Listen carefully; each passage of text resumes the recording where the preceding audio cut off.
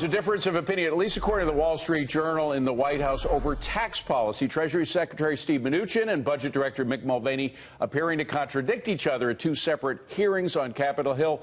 Steve, it's all about whether tax rate cuts pay for themselves by increasing growth.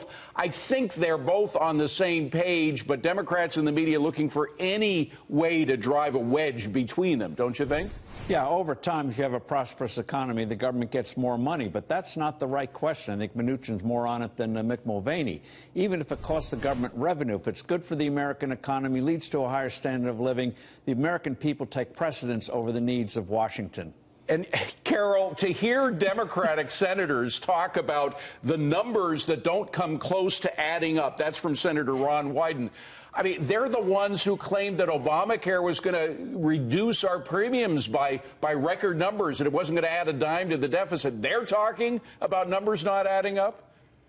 Yeah, the lack of self-awareness and hypocrisy is always very interesting. But I think that what people need to remember is that there is a timing issue. And when you invest $1, it doesn't necessarily pay you back tomorrow. It sometimes takes a year or 3 years or 5 years. But you still have to make that investment today in order for it to pay off. And that's where I do think everybody's on the same page. We just need to have the patience to understand that when you put those dollars back into the pockets of the people, they will eventually spend it, and the same thing with the business and capital expenditures. And Steve, in general, it has happened every single time. We had the 1920s, we had the 1960s with the Democrat JFK, we had the 1980s with Ronald Reagan. When Bill Clinton, Democrat, reduced capital gains, we had an increase in revenue from capital. I mean, every time it's worked. Why do they doubt it?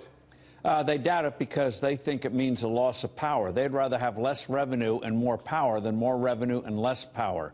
So they don't want to give up what they have. They don't want to give up what they think is their wherewithal to give out handouts to people, to buy votes, and leaving people to themselves. They just can't stand it because it means who needs them? Yeah, and they like getting more money inside the Beltway. It all comes down to the green. Steve and Carol, thank you very much.